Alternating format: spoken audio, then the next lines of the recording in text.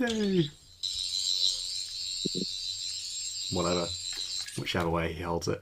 Miles, you're like the kid. You're like the kid that's not got his pen license yet in school. He's still on a pencil. I'm still in the old Biff and Chip books while everyone's reading actual text. Yeah. Yeah. Oh well, one day. Which version is it? The original, like series 5? This is the 12th Doctor one, which has like a. I thought you meant Biff and Chip books. Then is it the original Biff and Chip books? The one without any words. Yeah. Yeah. Then this is the 12th Doctor one technically, but yeah, there you go. Very good. The Doctor experience back in the day. Well played. Yeah. I love talking about totally irrelevant things compared to what the we're talking Doctor about today. experience it brought a lot of joy to the world. I think it would be fair to say. It did. Yeah. Yes. This is why he's the You know what else boss. brings joy to the world? I'll tell you. I don't know where you're going with this. Chris It's Eccleston. gonna be, yeah. We're spending time with you guys, and I've missed you all over the Ditto. So how's your Christmas been? How's your Christmas been? How's your New Year's been? How's everything? Does that reaction just say? sum it up? It was good. It was good, thank you. Mm-hmm. I tell you what, a bit of Josh lore here, Christmas Here we lore. go, yeah. We have a family tradition in this house that we normally watch The Muppets Christmas Carol every single year on Christmas Eve. Same, so do we. But we lost the DVD somehow, so we didn't watch it. We don't have Disney Plus. Do you have Disney Plus? Instead of watching The Muppets Christmas Carol this Christmas Eve, I got up BBC iPlayer and I watched Doctor Who: A Christmas Carol with Matt Smith, Aaron Gillen, very and Alfred Darvel, and it was amazing. And it made me go with very high expectations into Joy to the World. Christmas Stephen Carol. Moffat's first special and his next one, Yes. or his last, or whatever. Yeah. I watched the Christmas Carol for the first time in a good few years this Christmas, and I forgot how good it was. Like it's really, fantastic, yeah. it's just so good. Matt Smith is amazing, like top tier Doctor, fantastic stuff. So yeah, I was a bit ill though when I watched it because I've been under the weather all Christmas, so it's been. But I got to spend time with family regardless. So what more do you want at Christmas? You know. What was the best present everyone got? Ooh, good question. Can't think what I got now. It's so long ago. Yeah, I got a nice new jumper, and I also got a shooty dolly from Space Babies. So one of those two probably. And also speaking of the Muppets as well, I got a little Lego Gonzo from the Muppets as well, which my brother gave me. It was pretty. We were literally watching Muppets Christmas Carol. My brother was like, "Here you go. Here's your Christmas present. Boom, Lego Gonzo. What more do you want?" Do you want to see what I got? That was my best present. Just Go stay for it. there. We'll have to roll, find yeah. it. It might be hidden. So.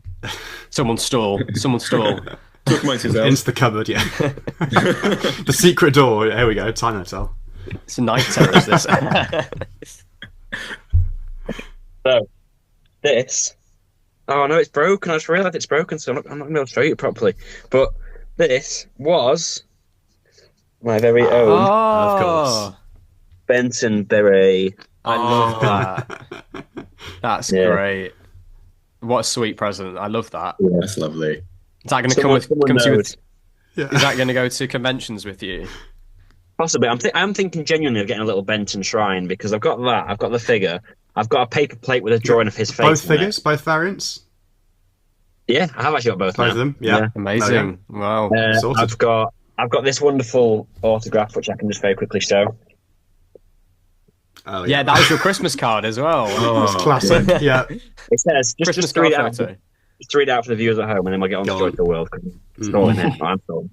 It says We're Peter. really putting this off. It says Peter. This is one of the best photos ever. You are so very creative. Never stop, John Levine. So he's out there looking down on me. I mean, he's not dead, but Oh, that's lovely. No. Wow, touch wood.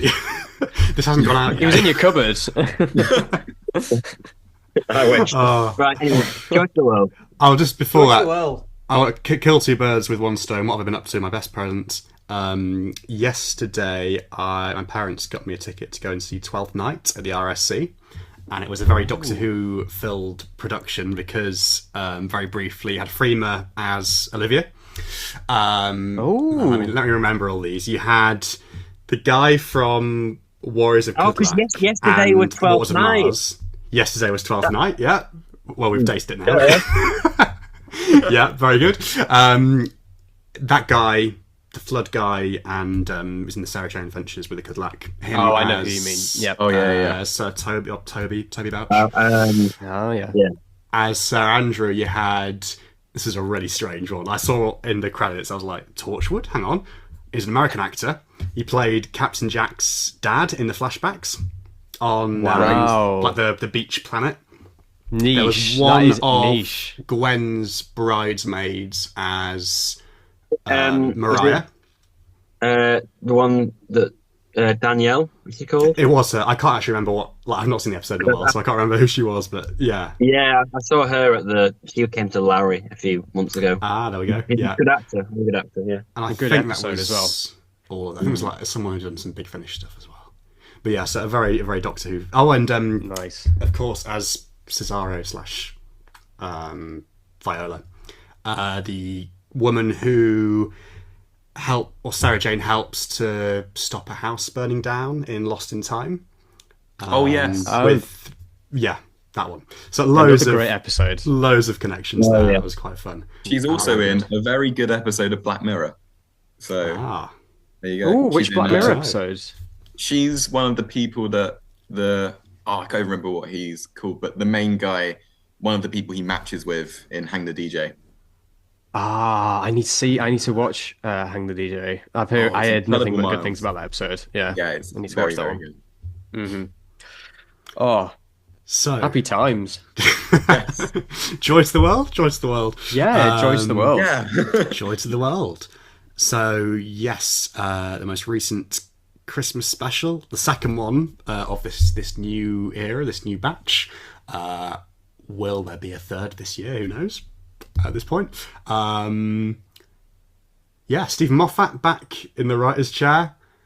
Ncuti, one-off companion with Nicola, but also another one-off companion kind of later on. Let's just get into, I suppose, how did we watch this story? Did we watch it live or not? Josh, you and I. What are our stories? I had a proper rite of passage into adulthood, and I fell asleep on Christmas Day. Mm-hmm. In my defense, I've been working over Christmas, and I was working on Christmas Eve. I was knackered, and I fell asleep. But as soon as I woke up, I was ready. And like I said, I'd watched A Christmas Carol the night before, so I went in with very high expectations for this, and I was very excited to see it. But no, I didn't watch it live. I watched it later on Christmas Day. Christmas Day, though. It was on Christmas Day, of course. Yeah. Mm-hmm. I watched it live. I was saying that I watched this one live, even though it was earlier in the day, and I thought, oh, maybe we'll still be having Christmas dinner at this time. But I remember I watched it live all the way through Doctor Who, Wallace and Gromit, and then had a break and Gavin and Stacey. What a great day of Christmas entertainment! It was fantastic lineup. Really don't forget Stefan Powell. And Stefan Powell. I'd not watched them just yet. Yeah. So sorry. No, I haven't watched about half of them. I've only dipped in and out to the series. And there was the proms the day before. There was the War Games. It was a very Doctor Who-filled Christmas. Mm-hmm. I keep forgetting that we had all that stuff, We were very lucky. Very spoilt. Yeah. I watched it live as well. So I watched it as it went out. Nothing more to say, really. Yeah. Simple as. Boom. Watched it live. Uh-huh. Done. Well, we couldn't watch Boom live. That was a midnight one. Yeah, you couldn't watch That would have been tricky. You have to stay awake a lot longer for that. I'm really glad that Josh fell asleep, because if he'd been awake, he would have seen the PNG title thing that he always goes on about. Logo thing. What? What, the title sequence? Yeah. They fixed that, Pete. They fixed that ages ago. That's old news. That's the least of this episode's problems. Oh, goodness. Yeah, well, I suppose a new version of the titles, nevertheless, with Nicola's name in there. But True. Yeah, nothing to complain about. I was going to try and go down a tangent of how many title sequences have we had with a one-off name in them, but that would be too much of a tangent to go down and avoid talking about the episode. Yeah, people who have friends don't do that, Miles. No. Oh gosh, Okay, I don't know where to go with this really. Say again. What do we think? Yeah, What do we think? impressions. I'll let everyone else take the floor. I've talked about my thoughts recently. Should I take to the dance floor? Also, that's on Knowing Who, so check that out. Check it out. I haven't Check it listened out. to it for about a year, but I'm going to get back on it. Right. You're half our viewership, Pete. You need to be there. Sorry. I got tired of not having any mentions in it, so I stopped listening. Fair enough. So I watched it on Christmas Day. Kind of didn't hate it. Didn't love it. I don't know. It was very bog standard, and I kind of came away from it kind of feeling a little bit deflated. I think I'd kind of gone into it with higher expectations than I should have had because I thought the trailer was quite good. I thought the interview or preview, whatever it was, in Doctor Who magazine was quite intriguing. And I think I'd kind of sold myself a different story to what we actually got. I watched it and thought, yeah, this is pretty rubbish. I thought it was quite messy. Couldn't really work out what the plot was. Didn't really know how casual viewers were coping because I wasn't coping very well with it. And I don't drink either. And then kind of came away from it just feeling really deflated, just thinking like, this is it, like 20 years of Doctor Who and they're doing the same old tropes. But then had a bit of time to think about it and watched it again today, just before we recorded, because I thought, I should probably watch it a second time. And actually really enjoyed it. I think because I didn't have the expectations going in, and because I kind of consciously decided, right, I'm going to pay attention to everything that's happening here, and we haven't got relatives that are talking through it and stuff. I'm going to sit down and properly watch it. I really enjoyed it. I thought it had a nice message to it. I thought the woman who played Joy, she was great. I thought the stuff with Anita was quite lovely. I'm a bit torn on the Anita stuff because I feel like we have seen a very similar stuff done a lot of times before with Stephen Moffat's writing, but I'm so into it that I couldn't resist. It was almost like a chocolate cake. I was kind of like, I know it's bad for me and it's going to taste bad afterwards. Like, I'm going to feel bad afterwards, but in the moment I was like, I'm loving this. So the Bethlehem stuff was all right. Like, I think a lot of people, I don't go on social media very often to look at Doctor Who stuff, but I've seen a lot of people were annoyed about that. Didn't bother me too much. I'm going to pass over to someone else because otherwise I've got all my thoughts out in 5 minutes. Just review. He's done the job. Yeah. Let's end the round table here. It's done. There's COVID stuff, but we'll come on to that later on. We'll leave a little bit for later. There's COVID stuff. Yeah, I agree with you about the second time watching it, because I think you are on Christmas Day. There is part of you which is watching it through a different lens. Like any other Doctor Who episode, you've got that Doctor Who fan, that ridiculous Doctor Who fan thing of being like, it better be good. You know, it's got to be good. Everyone's got to love it. So you've got that high expectation. Your mind is more fixed on making sure other people enjoy it rather than you enjoy it yourself. Yeah, and on Christmas. Yeah, on Christmas it's the same thing because you're sat there with your significant others, your family, and you're kind of feeding off how they're reacting and all that sort of stuff. You're in that natural Christmas Day haze of you've just had lunch, you've had all the chocolate and everything like that. So it's kind of like you're half there, half not. You might have just woken up from a nap if you're a certain person with the name beginning with J. So it's like you're probably in this weird hazy sort of mindset. So when I came to watch it a second time, I felt like I was watching it and appreciating it for what it is, what it was trying to do, and I enjoyed my second viewing a lot more than my first, just because I was watching it for what it was. So I totally agree with you on that, Pete, that when you sit down at a separate time and watch it through a different set of eyes, it comes across much better. Yeah, I think it's also important to remember that these Christmas specials, like, I know this is probably not maybe it is the intention to an extent, but it's not the full intention, is that they are meant to be a bit fluff and they are meant to be a bit more lighthearted and they are meant to be I'm reading a really interesting book at the moment about A Christmas Carol, the Doctor Who Christmas Carol, one of the Black Archive books, and that talks in depth about how what the Christmas specials mean and kind of what their purpose is and stuff. And it kind of did get me thinking that they are a lot of the time just fluff and just kind of, not in a bad way, but they are kind of like very kind of you could kind of miss it out, and you'd still understand what's happening in the next series, probably. They're tailored to do a different thing, really, aren't they? They've got a different audience in mind because you're sandwiching this between like Strictly Come Dancing and Wallace and Gromit. You know, it's like it's not your typical Doctor Who story, and you're kind of you're making it for a different viewership, really. So I get what you mean, yeah. But I think as soon as you get that idea into your head, you can almost enjoy it a little bit more when it stops becoming the big thing with big expectations. Yeah, I don't know. Yeah, it's something. It's something that's meant to be fun, whilst also being sentimental. And I think this episode is definitely both of those things. You know, there's a lot of fun to be had, and there's a lot of that sentimental sort of Christmassy kind of message to it as well. So yes. Anyway, Richard and Josh, what do you guys think? It was all right. And scene. That's pretty much. I've not seen it a second time. I've not really felt the urge to, though. See, that was me though. So give it another go. Like force yourself to watch it again. I mean, I shouldn't have to say force yourself to watch it, but force yourself to watch it. Give it another go, and yeah, maybe you'll enjoy it more. I didn't hate it. I didn't think it was bad, but I just thought it was very.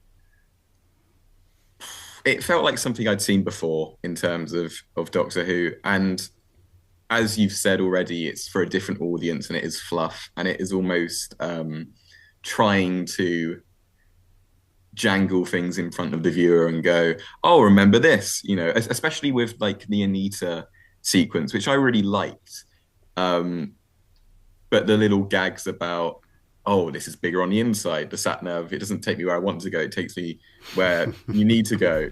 Things like that. It's all these callbacks, which are nice, but it felt very...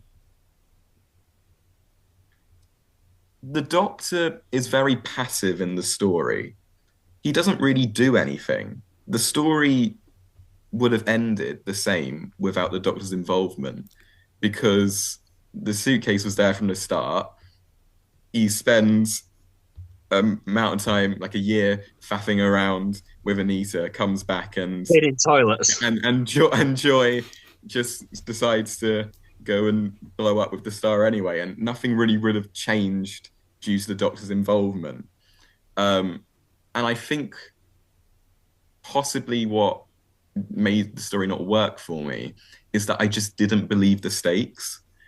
It just felt like the tension wasn't there, and that there was no reason to really get invested in the story and what was happening, because it was quite all over the place. We were doing one thing, and then we're spending a year doing this, and then we're here, and then we're here. There were lots of bits I really liked. I don't want to,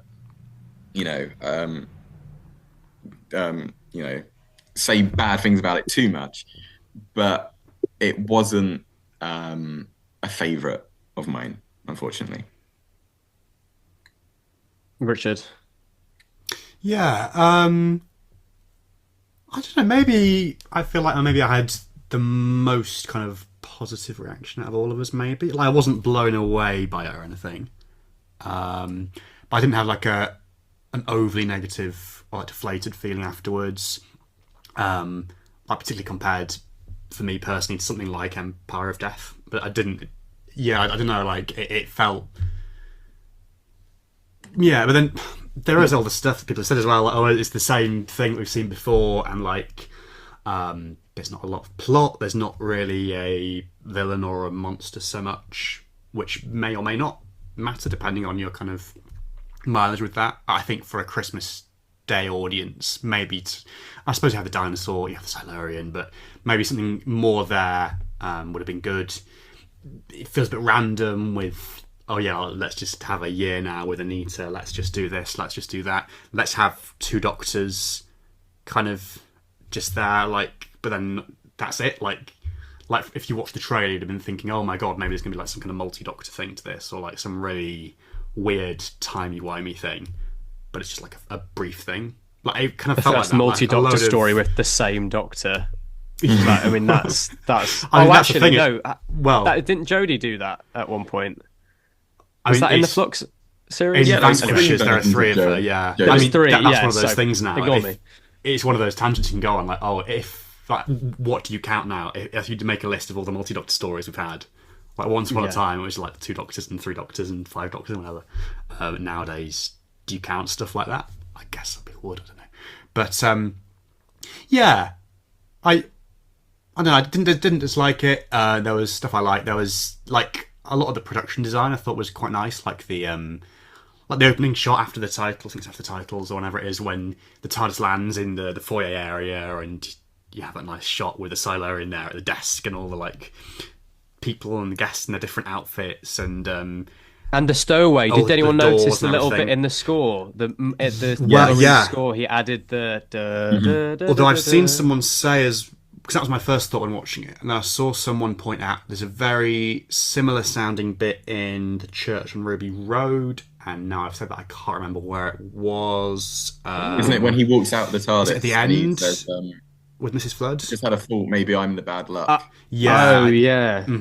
Yeah. I think actually it's that rather than the stowaway, but that was my first thought as well. I was like, hang on a minute, Murray, what are you It's a similar. It's It's been definitely clever. a similar. It's similar, yeah, and because it's it's Christmas, that I think my brain must have gone. Oh well, Yeah. surely it's that then. You know. Yeah, that was nice. Like, I think it's kind of meant to be like maybe like a little recurring Christmas thing or theme or whatever. It'd be nice. Doctor. That'd be That'd be nice, nice, came wouldn't it? back, Yeah, yeah. if that continued. Yeah, and like with the different doors and stuff, the little gags about those. And there was stuff I liked. I did like the Ncuti stuff, and like the whole thing with the different, different TARDIS models and everything. That was quite nice. Anything that kind of like is a metaphor for sort of our relationship with the show as fans, I kind of find quite nice and sort of weirdly emotional, kind of as well. So yeah, I don't know. Like I didn't dislike it, but at the same time, I can kind of see like all these things people said about it. It's like, oh yeah, okay. Like, is it just rehashing stuff? Should there been more substance to it? It was kind of, it was fine. It kind of sort of did its job for Christmas Day, kind of. But I don't know. I mean, yeah, to kind of get into some of that. Maybe one thing to kind of to talk about, I'm getting ahead, but like with the whole ending and the Bethlehem thing, had we heard any of the rumours about that? I don't think it was an official leak or anything. People were kind of saying, oh, like the Starseed, that's going to be, probably going to be something with the no room at the inn and the hotels and stuff. Because I kind of went in kind of thinking, oh, okay, that's going to, obviously, there's going to be something. Not sure what that's going to be. But, I remember seeing on Twitter when there were early reviews first coming out that the ending was going to divide opinion and be somewhat controversial. Yeah. Which, to be fair, actually, I don't think many people were that bothered by it. Yeah. It's not like it was fine. To be fair, I feel like the controversial ending could be two things. Yes. What would you say now? You mean the COVID thing? Uh-huh. And I'll tell you, COVID and Bethlehem are two things I never thought I'd say in the same sentence. But It's amazing actually how that, when it does that pan up and you see the camels, you see the star, you see Bethlehem, and it comes up with Bethlehem on the screen. I almost thought that it wasn't going to do that. I almost thought they were just going to let you sort of go, oh, is that? And then cut to the, but to actually, come on screen. And I sort of thought, you know what? That's actually been done quite nicely, quite sensitively. And tasteful. Tasteful, yeah. And my whole family actually all gave an audible, oh, that's sweet, that's quite nice. And I sort of thought, you know what, that is, why not? It's Christmas, it's a time to reflect on things. It worked quite well actually. So yeah, I was surprised at how uncontroversial. Yeah, I think so as well, actually. Because I kind of, going into it, I was thinking, oh, like, are they going to show the nativity? Are they going to have Jesus there? I think if they'd kind of done stuff like that, it would have been more controversial. But I think they left it at the right point and went just, so far with it, not too far enough. Yeah. But just having that final shot, I thought that was quite nice. And like Peter said, I mean, like, I think some people almost have taken more umbrage with the COVID thing, potentially. Or like, Millie Gibson being the first in the credits as well. Another controversial thing that was weird. from the ending. Who knows? But yeah, there have been other kind of more controversial things. That was surprising, I think. Yeah. Yeah. I think the COVID stuff is sorry, Pete. I think the COVID stuff is hard to address because people have been affected by that in so many different ways, and it was such a difficult time for some people. So it's hard to say A, whether it was done at the right time, B, whether it was done in the right way. It's a very sensitive sort of thing, and I still can't quite pin my thought on whether it was right to discuss it or the right time to talk about it. But I don't think it doesn't have a place in Doctor Who at all. I think that's, it absolutely can be talked about and addressed. It's just an interesting one. I don't know whether was it right for Christmas? Was it should it have been left a few more years? Should it have been done earlier? I don't know. I don't know really.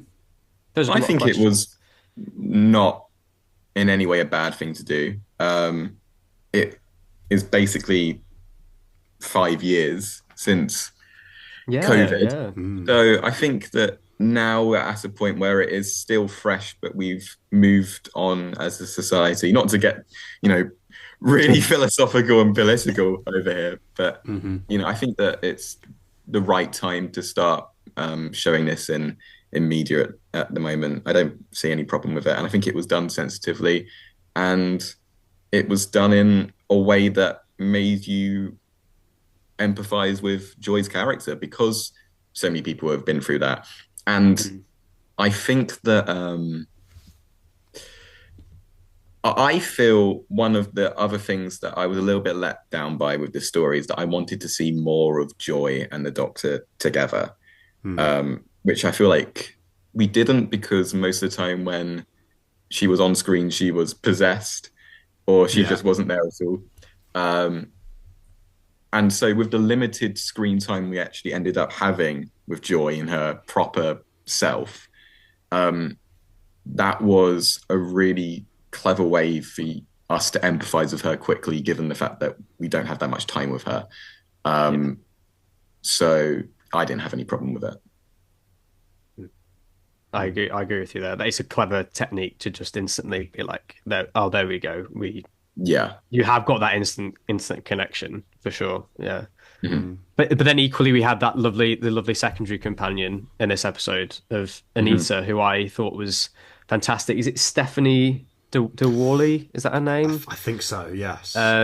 She was brilliant, and I love the sort of the blasé nature of her when she walks into the room, has a little sort of at the Silurian, and then just carries on with her job, because it's like, oh god, the amount of sci-fi conventions that happen near this hotel, and she sort of brought this beautiful sort of grounded nature to the story and to the Doctor when the Doctor was spending that year on Earth. I think it's kind of nice sometimes having that, a little bit like Donna, but almost a bit more understated, and kind of, as the Doctor's trying to do all these things to wow and impress, they're sort of like, yeah, all right, cool. Microwave's big on the inside now. Good job. So I liked that. Actually. Pete, you've stayed at the hotel, haven't you? In a manner of speaking. What was the review? You go to the Time Hotel. Wow, amazing. So just for context, it's a real hotel, isn't it? It's the Sandringham. Yeah. Well, it actually says in the dialogue as well, and but I think all they used in the episode was just that shot of Joy arriving outside, wasn't it? And fun fact as well, that is literally like right round the corner from the Henrik's building from Rose, which was in Churchill Road as well. They're right next to each other. So it's quite nice. That's a little corner of Cardiff there that kind of links Ncuti's specials and then some in terms of Doctor locations. But yeah, sorry, review of the Sandringham.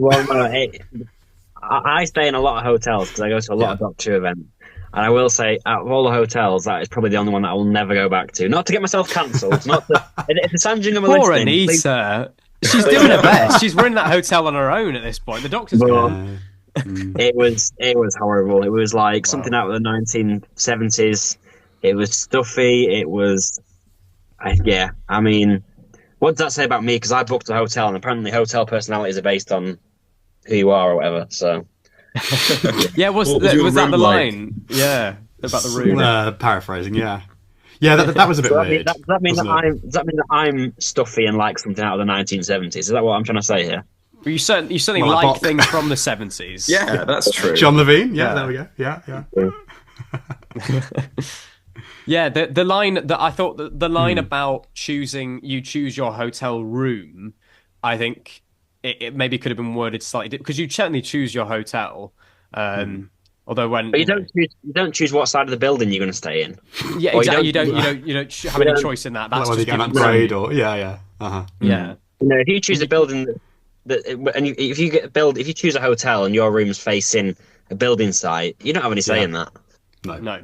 It doesn't mean that you like building sites, and that's the kind of person you are. No. I like loud noises. That's just who I am. Yeah.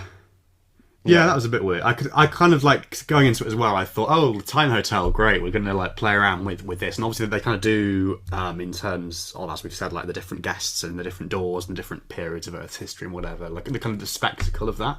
I thought, okay, yeah, Moffat, there's going to be some deeper like philosophical stuff here. I kind of thought maybe it's to do with like, I don't know, like what you've got this one room and loads of people stay in it, that kind of stuff. Like maybe delving into that a bit, like how the room is constant and people kind of come and go. But yeah, for him to kind of pick that part of it was a bit weird. Like, oh, you choose your hotel room. Yeah. I don't know. Has anyone had a hotel room with a mysterious door in the room? Well, as this well? is the thing, because Yeah. I don't stay in many hotel rooms, so I can't really say. Pete's probably the better authority on that. Apparently, they're Well, I constant, did stay in a hotel over New Year, and there wasn't one there. But yeah, Which I think, to be honest, that kind of makes a bit of sense because otherwise the Time Hotel will be filled with Everywhere. innumerable amount of doors. It'd just be so many. Miles, So you it's do like, know it's not real, don't you? You didn't know it's a work of fiction. what? Oh my god! I have to say, I loved the concept of the Time Hotel. I thought that's so Doctor Who-y. It's very Douglas Adams. It's a genius idea, and I love the visual of it as well. You know, you've got the sort of all the tents, the Leaning Tower of Pisa sort of joke that was quite funny, and all the sort of the appearance of it was very clever. It was very well designed, and the mechanics of it, I think I slightly understand a bit more. Is it that like each room is a year at that hotel, hence why the Doctor had to wait a year before it reset, or am I maybe I'm barking up the wrong tree? I don't know. Oh, maybe. Yeah, I just didn't know whether the mechanics of it thought was that he broke the connection deliberately right. to the hotel in 2024. And he had a flyer already saying that the next time that the hotel will be open would be in 2025 at a different hotel. Yeah. Right. Yeah. So maybe it's the Something specific. like that. Yeah. Anyway, it's a cool idea. I thought it was a really clever I concept. really like the Time Hotel as well. I thought that was fantastic, and I wanted to see more of that. Yeah. Yeah. I liked seeing the Doctor have fun with it as well. With the whole, the cold open of that we saw at SDCC of ham and cheese toasty and all that sort of stuff. I thought that was so Stephen Moffat. Like you knew this was a Moffat script from the off. That here's a cold open, the Doctor breaking into all these people's lives, and then we get a reprise of it later because it's all we get a flash forward and all that sort of stuff. It was so timey-wimey throughout the whole thing. You knew this was a Stephen Moffat episode. You didn't even need to look at the writer's credit. So yeah, it was great, and it was great to have a Moffat Christmas special that we might not have got. Had Russell been able to write his Completed script, yeah. We'd never have got another Moffat Christmas special. So yeah, it was a really nice bonus, I suppose. Yeah, I thought that Ncuti was really good in this, especially. I liked his characterization in this, just like I liked it in Boom. I think that Stephen Moffat writes 15 well, and also I said when we watched Boom that he felt a little bit like Capaldi. He didn't feel like that here. He felt very much his own incarnation.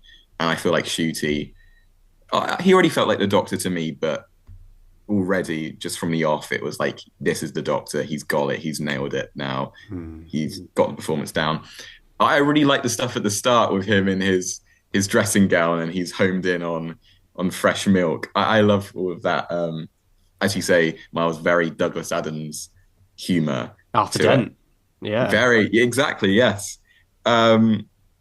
And also it was a bit like the 11th Hour as well, where he says, "Oh, what did I see? I'm putting my coat on. What is it? I saw." Yeah. So Sherlock. It's very Sherlock. Yes. Yeah. I think I need to liven up a bit. I feel like I was too negative at the start. Do you remember that was it the Empire of Death one, Josh, that me and you ended up having like a big debate? I know. Like really conflicting opinions. Yeah, I feel like that was our sort of series arc across those rounds. It was, yeah. We were in such agreement in every episode, and then we had a little bit of a disagreement at the end. I like that. Yeah. Looking forward to seeing what our season 2 arc will be. Yeah. I won't be in half the season. That'll be. I'm the Ruby. Yeah. I thought Ncuti was really good. I thought his performance was great. I thought that Nicola Coughlan was really good. I thought that I don't know the name of the actor, but the man who played Trev, Joel Fry. Yes. Yeah. Have you seen him on stage, Miles? Yeah. With Jodie in the Duchess of Malfi. Okay. A really harrowing piece of theatre. But also with its light moments, and he's a very comic actor. He's very funny, and he nails. He was in yesterday, wasn't he? Yes, he was. I think he was in a Tennant Big Finish as well. I think the one with like Sylvia and Wilf. And he's excellent at the comic timing, and he nails what Moffat's written for this character. He just gets all the comic beats. The whole kind of like, and by the way, I'm dead as well. You know, all that sort of stuff. He's just very good at delivering those little things. So I agree. I think Joel Fry, like the actress who played Anita, is one of the standouts for me in this episode. Who was the chap who played the Silurian from Sherlock? Jonathan Harris, I believe he's called. Yeah. Mm-hmm. So he's the guy who played Sherlock. I didn't clock that. Anderson, I think was his name. The sort of no way. He starts off as one of the Sherlock kind of guy. Yeah, he ends up as like the super fan, doesn't he, of Sherlock? Yeah, with all the he tears down all his. Yeah, exactly. Yeah. Great character. Yeah, great character. Yeah. So maybe Moffat was like, get him to do it. Yeah. I did not realise that was him. Did you not? It's amazing. There's photos of him at the press screening they did. It was really weird because like it was everybody there apart from Joy, which I suppose kind of should have told us what was coming in the episode. Maybe she's a star. She's in the sky. That was what silly was. But yeah, he's there looking very, very dapper, like in his suit or whatever. And he's a good actor, isn't he? It's really nice to see that Silurian design back. It makes me so nostalgic. I don't know what it is, but I mean, like that was our kind of era. I know a lot of people took issue with the new redesign of the Silurians because it was so radical. 10-year-old Pete. Just wait until the War Between the Land and the Sea comes out. Eh? Wow. You don't think it looks a little bit plasticky? It looks a little bit rubbery. I see what you mean. Like it did have that thing of, because there was like that thing with the Ood. The Ood have kind of looked a bit more plasticky over the years as well. But I think it's just the design at its heart. I think it's a really beautiful design. So it was really nice to sort of see it back just visually. I just think it's a nice one. A bit of colour as well, a bit of interest and bit of colour. It ties together sort of vaguely like the whole thing with Bethlehem and like the dinosaur and prehistory. It's kind of what says Bethlehem like a Silurian? Well, And of course, Richard, hate to break this to Richard, but there was not dinosaurs in Bethlehem. Sorry, Joe. Damn it! I was going to say, it also, of course, links to the green-red two-tone sonic screwdriver from the episode as well. There we go. It's all very Christmassy, isn't it? Yeah. What did everyone think of Millie's little appearance? I mean, I I'm asking you. I mean, it's like 2 seconds worth of screen time. So, but you say that, but weirdly, and it was another reaction from the family when I was watching it. Like when she popped up, my mum was like, "Oh my God, it's Ruby!" Oh wow, that's really really sweet. And I was surprised actually. Again, like the whole Bethlehem thing about how I reacted. I was like, "Oh wow, it's Ruby!" I'm actually really excited to see her pop up on screen, even if it was for that brief moment. And I did think, oh, is it the doctor calling? Is the doctor going to say, oh, happy Christmas, Rubes, and then hang up or whatever? But she was on the phone to her mum, one of her mum, I was confused. Like, which mum is it? I suppose thinking about it more, is she in her flat, which would mean maybe it's her mother who's not living with them. I don't know. But yeah, I kind of thought in the moment that was like, oh, okay. I wonder, maybe we'll never know. Maybe it's a massive plot point. Maybe who knows? Unless maybe she's moved out with all the money she's getting from Unit. You know that from the trailer that she's being hired by Unit. Unit. Yeah, true. Yeah. She's in her own flat. Yeah. What did I was going to ask you something, and now I've forgotten what I was going to ask you. So somebody else talk. That's okay. I really like that moment as well with Ruby. It kind of put me in mind of the Sarah Jane Adventures in a way. The sort of sentiment of like if you look up to the sky. And I think it was the episode when Maria leaves, where Sarah Jane says, "I learned a long time ago that if someone's looking up at the sky, they're looking up as well." So that is beautiful. Yeah, I really like that moment. Visually, it kind of reminded me of. Is it Kill the Moon when Clara is looking up Clara looks at the moon? It's the similar sort of thing with a glass of wine as well. Yeah. Yeah, I love that bit. That's fantastic. So yeah, no, it was really nice to see her. Sorry, Miles. I remember what I was going to say. How do you think it compares to last year's Christmas special? Just out of interest, prefer this one or that one? That's a really good question. Yeah, I've been trying to think about that. Last year's, I think, but I wasn't a massive fan of last year's when that came out. That's massively grown on me over the year. So I'm not dissimilar for me actually as well. I didn't love Church on Ruby Road, but then after like rewatching, listening to the soundtrack, rereading the Target novelization over Christmas as well, and stuff like that, it's kind of grown on me more. But I think actually, even with all that said, like instinctively in the moment, I kind of probably liked this one more. But maybe in time, that'll kind of settle more. I do have this weird kind of nostalgia for Church on Ruby Road already. It's because I was literally at work today and I had the Goblin song in my head, and I have no idea why. Like it was like Ncuti's little bit when he was singing, and I was like, that was fun. That was just really fun and daft, and I think it's lovely. So perhaps people will have that same thing of if they weren't so keen on Joy to the World, kind of. It just naturally wait 1 year, get that kind of 1 year.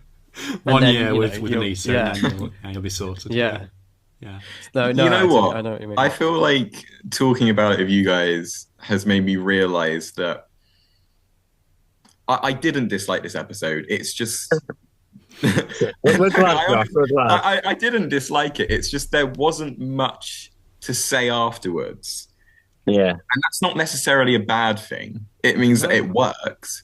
It's just when Joy to the World came out, there was the controversial part with Bethlehem and COVID, which I didn't think was an issue at all. And it was just a story that washed over me. I watched it and I enjoyed it. Whereas a year ago with Church on Ruby Road, it was a new doctor, a new companion. There was lots of talking points. Yeah. It's just the second Christmas special, and that's not a bad thing. And I think functionally as a story, I probably did prefer this to Church on Ruby Road. It's more my Doctor Who than Church on Ruby Road, definitely. Timey-wimey, Yes. It's just at its heart. Yeah. Yeah. It's just... I wouldn't say Church on Ruby Road is more timey-wimey. Well, do you think so? With the whole ending and, With Ruby vanishing and him having to go back and I suppose you've got the opening of Ncuti kind of bouncing in and out of Ruby's life as well, in the club, and the woman who's now going to be in series 2, episode 1 as well. Yeah, the yes. Pram Woman is Pram also Woman, good. yeah. Which might be because I guess that was a reshoot. So maybe they were filming series 2, episode 1 at the time, and they were like, "Do you want to come Yeah, I and push saw your Pram that. along?" Yeah. Yeah, probably something like that. Yeah. So who knows? But yeah, it's Wait, that's mad. yeah. So was that filmed after this? That reshoot scene from Church from Ruby Road, was that filmed after Joy to the World then? I think so. Yeah. I refer you to our encyclopedia of filming knowledge, Richard Loyes. I think it was like September of, I can't even say last year anymore, but 2023. No, I reckon it was just before they filmed Joy to the World, but it was kind of within the same time, and obviously season 2 afterwards, was all being done. Speaking of that timey, like sort of time of when things were shot and everything, it feels like when Nicola Coughlan got announced as being in this special. Oh yeah, that felt like that's Christmas 2024. That's ages away. Like when that was announced, it was like I don't even want to think about that. That's so far in the future, and here we are. It's happened, and she's this massive, huge star. Literally, it all comes together. It's amazing actually how we're finally at this point. We're like well into this new era, to the point where that stuff that was announced that felt like an age away is actually happening. It's really crazy. Yeah. Go ahead, guys. I was just going to waffle on. I was going to say that I remember when we talked about the Shouts from Ruby Road, of course, it was a new Doctor, and we were looking at Ncuti's characterization. And I remember really being interested in the moments where he seems very alien in that story. And one of the standout scenes in Joy to the World for me was the almost Ark in Space type moment where he's really That's a good comparison. Joy, that. Yeah. To get this suitcase off of her.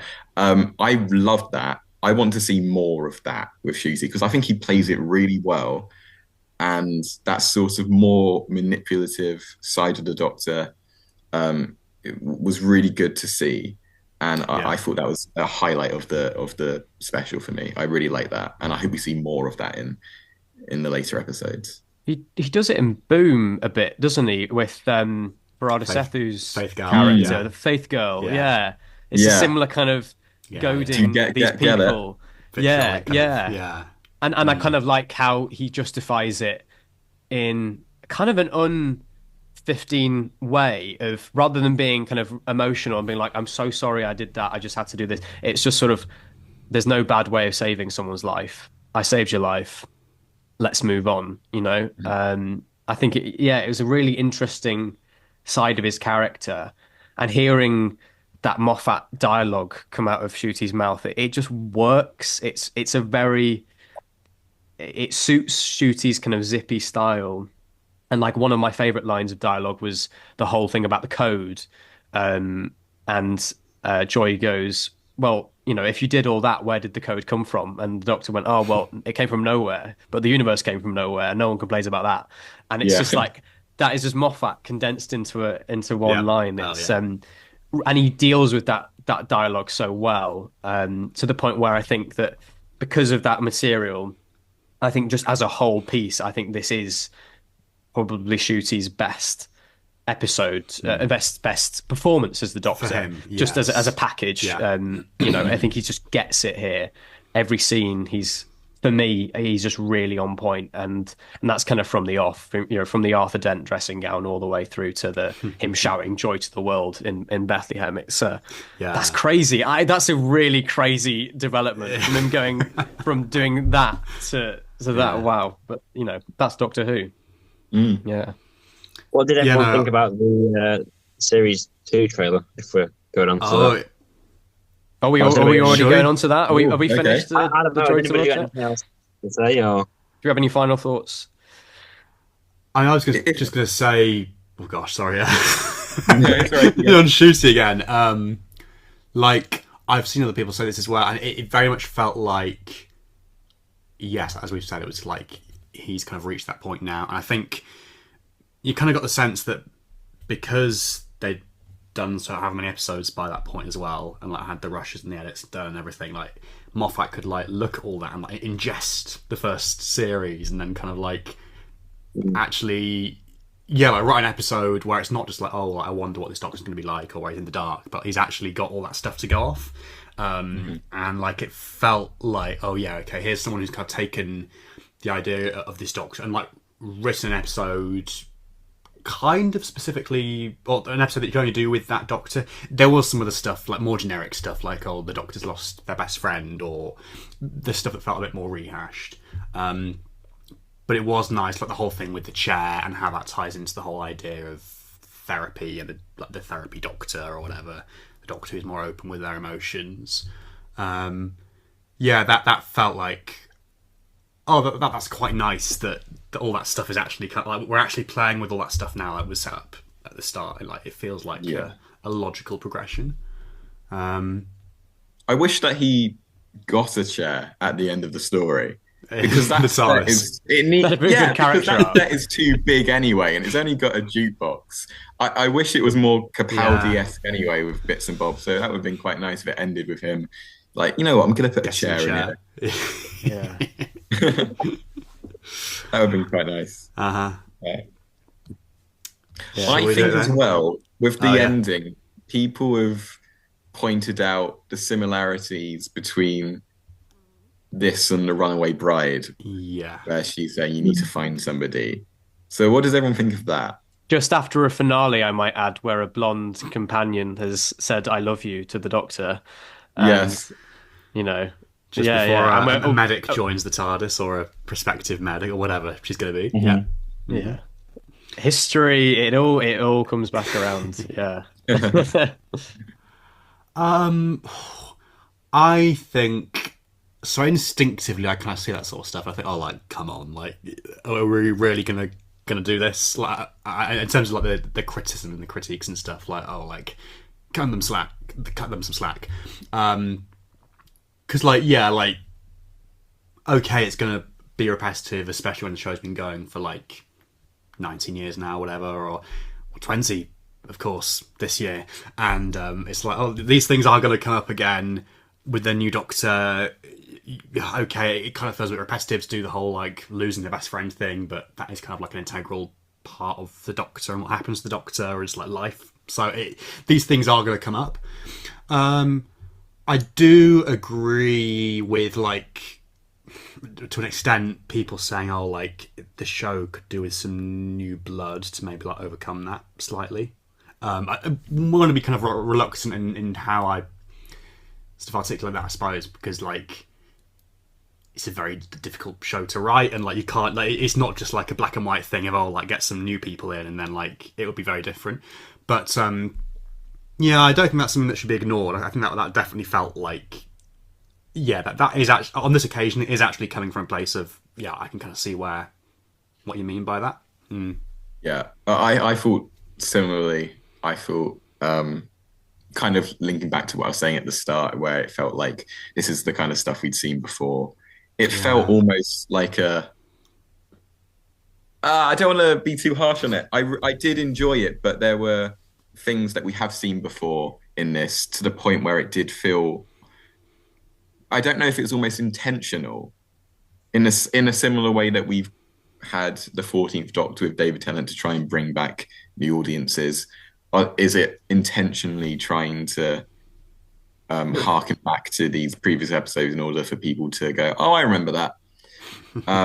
Which I guess goes to a deeper sort of question of like nostalgia in TV shows these days, and that issue. I don't know. I wasn't the biggest fan of it. I didn't think it was necessary either. It didn't seem like... I think that the 15th Doctor is an interesting character because we don't really know the ins and outs of 14's life post the giggle. So we don't know where he ends. We know that he gets better, but we don't know how. And even in the giggle, he says, one of these things you need in here is a chair. And now he's just noticing for the first time that he needs a chair in this story. So there are inconsistencies there as well. I think I liked the 15th Doctor's characterization, like I said, in this story, but it did feel like maybe it could have been done in a different way, where we haven't got this angst of, oh, this is why everyone hates you and you're alone and all this stuff. Because they parted on relatively good terms at the end of the last story. It could have just been that he's on his own now and, he's just adventuring and he's fine for all intents and purposes. I don't see what it really added to have this angst. To be fair, though, we don't know that he's talking about Ruby, because he's probably had 16 Big Finish companions in between. It's too more than this. So yeah, that's true, quite possibly. I just didn't feel like it was necessary, because it was an arc that we've seen before with the Doctor losing his friend, and I feel like it didn't add anything to the story. So the fact that it was in there, I take it or leave it, but I feel like maybe could have done something different. I guess we've got to see where they take Ncuti's Doctor in season 2, because I guess for season 1 it's been very kind of light and not all the time. You've had the horrific ending to Dot and Bubble, the moments in Boom of kind of really sort of dark tension, but predominantly season 1 was very light and kind of let's focus on the adventure. So who knows whether that's what they're trying to seed here. Season 2 is more that this is the Doctor being put through the ringer a bit more, and now that we've done that kind of Doctor, it's it's always interesting sort of going back and watching those Christmas specials and after the season that follows it and going, oh, maybe that's what they were trying to do. Because let's not forget, Stephen, for some reason, had to watch, was it the finale of season 2? I believe so, yeah. Before he wrote this? Yeah. Something something like that. Who knows what seeds have been sown that we don't even know about, Not star seeds. I'm talking about plot seeds. But yeah. Who knows where? Actually, maybe on that note, before and then we'll get on to the series 2 stuff. But this kind of is anticipating that in a way.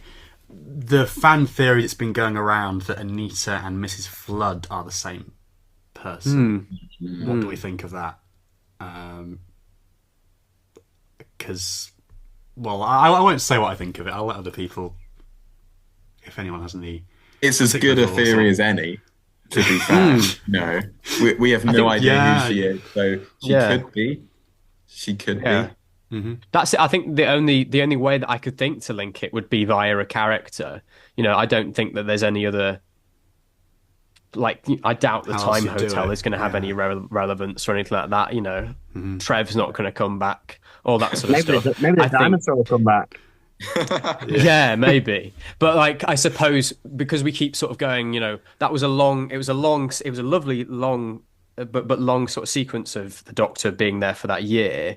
Maybe the reason why it was such a hefty chunk of the episode was because the character of Anita has more significance than we initially think. So did anybody read? Sorry to interrupt. Did anybody read the newspaper that Ncuti's was holding on one of the when he was mopping the floor? No. The one that Ncuti's was holding, or So while he's mopping the floor, is that the thing about the clockwork droids? Something about Versailles. I looked. I was going to make a note, but I forgot. Versailles and something else before it. Got the fireplace. I think it's like a picture of a. Yeah, I think there's like a picture of a clockwork droid without the wig and the head on, or something like that. Okay. Yeah. Is this the same one he's holding on that Doctor Who magazine cover with like the Duck Pond? No, it's Duck different. Pond mystery. It's another one. But it's another one. Okay, similar idea. Yeah. The only reason that I thought about that was because if you remember in Love and Monsters when Peter Kay holds up the newspaper and it says Mr. Saxon or whoever, or whoever it was. At the time, we all thought, it's a newspaper, but all those months later. So all I'm saying is, maybe there's something in there could be things in there somewhere. Yeah. No, it wouldn't surprise me. Well, like with Tried Technology, when that was mentioned, like Aeon's the giggle, it's like, and we kind of already knew about that anyway. But like, yeah, maybe there's something we don't know about that's been seeded, star seeded. There we go. I honestly don't know if Anita will come back. I would probably say I feel like she won't. Unfortunately, I think it's just going to be that little snippet that we see. It reminded me when I watched it. Actually, there's an episode of Rick and Morty called the Vatavacid episode, where Morty gets this like checkpoint video game type device where he can save a point in time and then he can just go and do whatever and then go back to that moment. And then like halfway through the episode, for about 5 minutes, it suddenly turns to this side story of him meeting this girl and falling in love with her. And that's just like a little side story that's not connected to the wider plot, but it felt a bit like that, just like a little side snippet, which was nice. So I don't know if it's going to have any relevance later on. I feel like it probably won't, especially since, you know, they were saying the whole time that the guest companion of this story is Nicola Coughlan as Joy. So I feel like if anyone's going to come back, it will be her. But you never know. You never know. You never know. How would that work? Would she just like, well, as a star in the sky, or would she? As a star, I don't know. Would she take human form again, or on the iPad? Yeah. Or... Now that I've said that, it doesn't make any sense. But you never know. There'll be some way. She can come back as a glass avatar from Testimony. I don't know. Yeah. It's Doctor Who. Yeah. What's everyone thinking about season 2 then, or series 2, or whatever they're calling it? He's keen to talk about season 2, isn't it? He just keeps what do you want to say about season 2, Pete? Because it seems like you're dying to talk about it. Looks all right, doesn't it? Looks pretty good, but then again, we've had this before. You know, we've seen trailers and thought that looks good, and then it turns out to be twice upon a time. That's the classic Doctor Who fan thing to say, isn't it? just to sort of go, but just it could be bad. Yeah. I was surprised it wasn't a longer trailer. Actually, it was quite brief. Yeah, it was nice to get some idea of, because we knew a lot. Alex alluded to, like with the Nicola Coughlan casting thing, like over a year ago. We knew a lot about this in season 1 in advance, like with the casting of like Jinx Monsoon or Jonathan Groff and things. So, and we've had the odd thing like Rose Ayling-Ellis announced, and obviously the trailer and some new pictures and stuff. So it was nice and to get it, but it was... What's Farada Sethu's companion name again? Is it Belinda? I was going to say Bertha then. No, it's not Bertha. Belinda, that's Belinda. It. Yeah. Season 2, I think looks fantastic. Yeah, the animated character coming out of the screen, that's something brand really new for Doctor Who, which I think I'm really excited about. I really hope that it's not just like a one-off little bit in an episode. I really hope that's the crux of it, because it looks really interesting visual. The underwater stuff, Atlantis maybe, I don't know. There's saucers in the sky. We've got Mrs. Flood at an opera, or maybe at the cinema with the glasses and stuff like that. It's packed full of these really out there visuals. It's got a great vibe already. It almost seems quite experimental. I don't know why that is. I think maybe from the opening shot of that kind of stuttering sort of lighting of Ncuti in the TARDIS, all the way to the end of him in this sort of anti-grav thing. Like, the budget looks amazing for this. Anti-mouth. Thing. Sorry, I don't know where that word came from. But yeah, I think the budget for as I sort of felt with that Polar Express kind of scene of him with the rope, you know. I mean, that's like, here's the Disney money. Here was the big scene that they had probably asked for that Christmas episode. So it seems like we're getting some really high concept kind of visuals for this next season. So that's something to be really excited for in and of itself, I think. Yeah. Definitely. And new writers as well, which I'm very new much writers, yeah. I think one of them was just announced the other day. One has been leaked, yeah. Yeah, on her CV or something, yeah.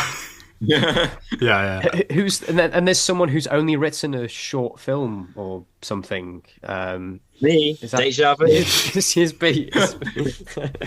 Yeah, I think Fuck Russell said there return. was someone who's new to TV, or like it's their first Yeah. TV credit, I think. Yeah. I mean, that's fantastic, sort of cultivating that new talent, and I think there are kind of, maybe I guess, Russell four- being the sort of four mentor rather ghostwriters. than the kind of Yeah. the sort of overseer as opposed to the head writer, if that makes sense. Yeah, Yeah. Yeah. yeah. How many has Russell? Do we know how many Russell's written of the next series? No, I think there was something he said like in Doxy magazine of like there are 6 or it might have been 7. I think it was 6 writers on this next batch of episodes, but he was including within that himself and Stephen Moffat.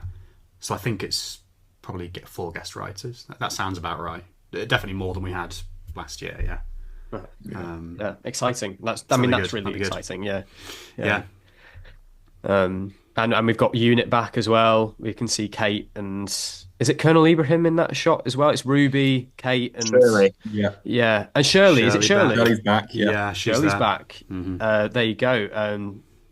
That's more stuff to be excited. I'm really excited to see actually Ruby's story, like how they deal with her kind of being a part-time companion. I think that's going to be interesting. I'm interested to see Verada Sethu's character. I think she's been fantastic in the little bits that we've seen so far. She was great in Boom. So, yeah, I'm really excited to see what comes out of this new series because I've pretty much got no clue about anything that's. Yeah. I don't think many of us do, to be honest. Even, I mean, has there been any leaks apart from names of people who were in it? I've not really seen anything. No, But not I've been seen like the kind of the Reddit stuff we've had in the past. None of that. Yeah. Well, No. I say that actually there was maybe. one that's thing I about it. read a few months ago, but I don't know if that's true or not. We'll come back to that maybe like in months. I wonder if the reason there hasn't been that much attention or that many leaks for Series 2 is because when they were filming it, our attention and our eyes were all on Series 1. So Yeah. a lot of people just weren't focused much on. That's my theory. Yeah, it's quite exciting. Yeah. So what would we rate the whatever it was called, the Star Bloom 1 out of 10? Joy to the world. The Time Hotel. Star Bloom to the Out world. of 10. I don't know. Like a 7 maybe, or a 6. I would give it a 6 or a 7. Yeah. I think I'd give it a 7, which maybe is too generous. Yeah, 6. Let's go with a 6. I'm going to be that one guy who says I'm not going to rate it. I'm just going to say that it's. Oh, it that's did a that's such a cop out. I I know know it's David Tennant answer. That's like when he's asked at convention. So, David Tennant, what is your favourite Doctor Who story or your favourite episode? And he goes, I can't pick one. They're all good. No, I just think that it did its job, and like I said, I was on the second viewing, I appreciated it for what it was doing, and there was a lot of joy in there, well, Joy for half to the episode, but there's a lot of joy in the sense of the emotion. Yes, that was a really bad review. They're not going to print that review, are they? There's really a lot of joy in the sense of the emotion. There you go. So yes, lots of happiness, lots of fun to be found. Yeah. And if you want to listen to a proper review of Joy to the World, there's this great little podcast called The Review of Death. No, I'm joking. Called Knowing Yes, Who. yeah. They loved it. They did uh, a review of Death. So yeah. Yeah. Actually, I will say I did listen to the Review of Death podcast, and it was interesting. Sometimes I find that, and this isn't me highlighting the Review of Death, I'm saying this about any podcast or any review, you do actually take away different things from it, and you kind of there's certain criticisms you might pick up on, or certain good parts you might pick up on. So it's one of the reasons I love talking to you guys and doing these roundtables, actually, is because you do see a different side to the story, and you pick up on different bits. Yeah, totally. Yeah, definitely. Same That's with you, why we Pete. do these things. I'd go as far as to say, Pete, that you changed the way I see the world. So, you know what? It's a Thank you. Christmas miracle. It's a Christmas miracle.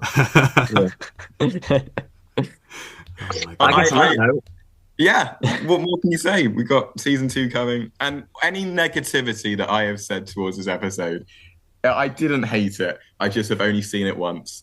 and I was very tired and a little bit drunk.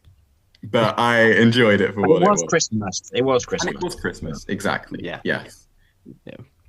And Doctor Who on Christmas is always good. Like when I was rewatching Joy to the World this afternoon, it did just like it struck me for a second, and I thought this is only the second one we've had back. And so I think sometimes we forget that as fans, and we take Christmas specials for granted. But like it is great to have Doctor Who on Christmas Day at a really good time where lots of people are going to be watching it. And I mean, other people have said the same thing. I don't need to say it, but it was such a competitive year of Christmas telly this year. It was a good lineup. Peter Adamson even worked on Gavin and Stacey, so just putting that in there. And yeah, it was a really good day of Christmas TV, so it had a lot to compete with, and I think it's done well, and I think a lot of people generally, I mean, I've certainly enjoyed it. I think a lot of people have enjoyed it, and not seen too many criticisms or controversy online, so that's always good. So there we go, Joy to the World. That's what we thought. Let us know your thoughts in the comments below. Thank you everybody for joining me again. It's been fun. Hopefully more stuff to come with season 2. We'll see how we go with that. But yeah, I guess goodbye. Yeah. Bye. Thank you for watching. Joy to the world. Joy to the world. Right. Yeah. Goodbye, everybody. Bethlehem. Bye. 000. Bye.